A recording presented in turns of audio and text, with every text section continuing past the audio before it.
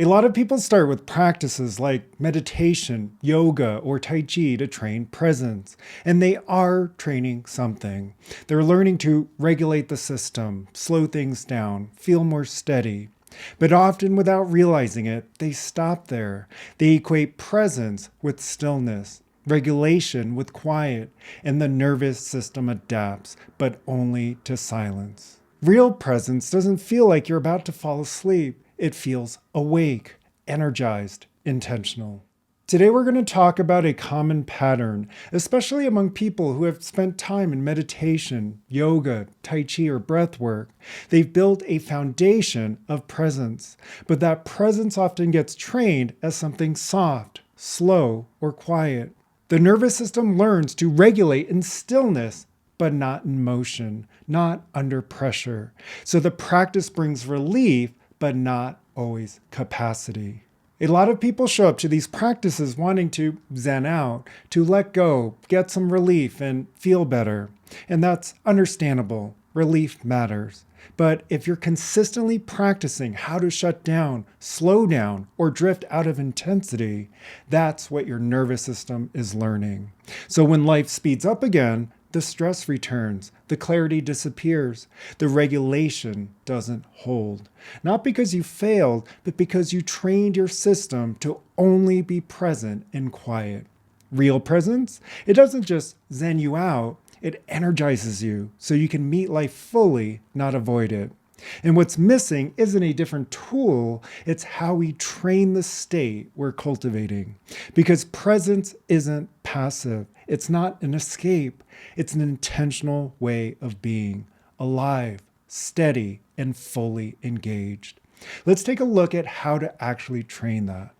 When you first start practicing presence, it makes sense to slow things down. Regulating your nervous system often begins with stillness, lowering emotional intensity, calming breath, settling thought. That's valuable. That is presence. But if the only version of regulation you've trained is the one that works on a meditation cushion, then it's probably not reliable outside of it. One person I worked with had been meditating for years. They could drop into silence fast, but when a work deadline showed up or a partner said something triggering, their system either shut down or exploded. They hadn't trained presence under pressure. They only trained it away from it. And so their nervous system stayed dependent on silence to stay regulated. That's not a failure, that's partial training. Let's shift something big here.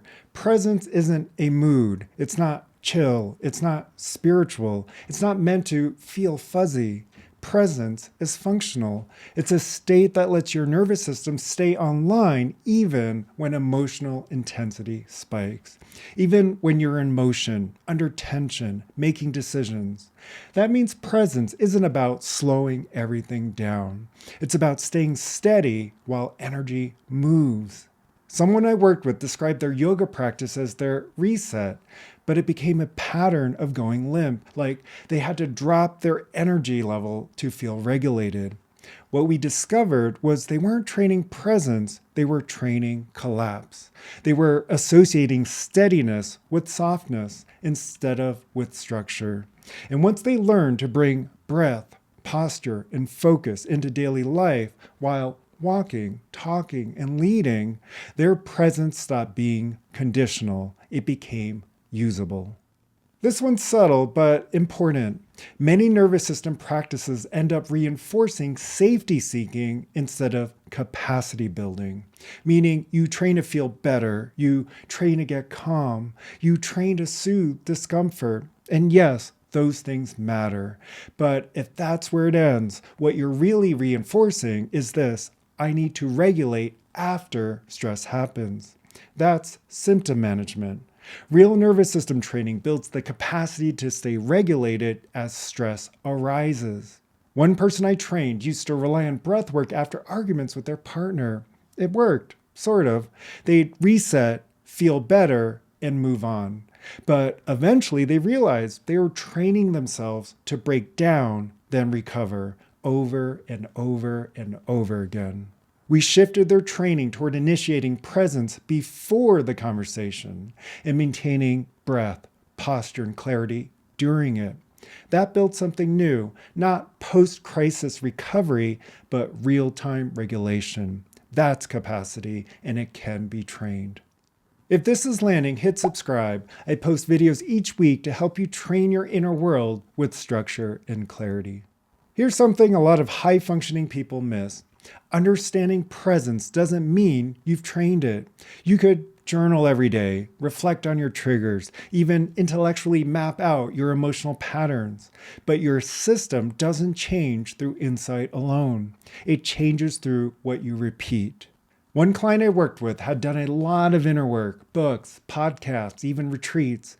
They had language for their patterns. But in daily life, their breath would still tighten, their tone would shift, and their nervous system would snap into old habits. They didn't need more insight. They needed repetition, simple physical reps, structured breath, interrupting autopilot with choice, holding posture that signals strength instead of shrinking. That's how the system rewires, not through thinking, through training. This is the moment most people plateau. They've trained presence in stillness, but they've never rebuilt it in movement, in conversation, in conflict. That's like building strength on machines at the gym, but then struggling to lift a heavy box off the floor at home. The muscles are there, but the function isn't trained. One person I worked with would practice seated breathwork every morning. It helped them feel steady until they stepped into their day. Even a simple situation like running late or an unexpected change would send their system off track. So we rebuilt that training, not longer sessions, not more tools, just practical repetition of breath, structure, and intention in motion. Heading into a meeting, talking to a coworker, grocery shopping, that's when presence started showing up without effort. It wasn't something they had to access. It was something they'd trained into their system. That's real regulation. If you're hearing this and thinking, I've been doing this, I've been training the quiet part, you're not off track. You've just been practicing the first half. And the next step isn't to abandon what's worked, it's to build on it, to train a presence that works when things aren't calm. That's the shift. What state is your nervous system rehearsing every day? Are you practicing presence that's alive, alert, and directed, or one that only works in stillness and silence? And is the regulation you're reinforcing designed for relief or for real life? If you're ready to stop managing symptoms and start building a nervous system that holds steady under pressure, I've built a training system for that. It integrates perception, emotion, and choice, so you don't just understand your patterns, you actually rewire them. The link's below. I also share practices weekly on Instagram at Mike Wang Coaching. And if you want more depth, you can join the newsletter below. Thanks for being here. I'll see you in the next video.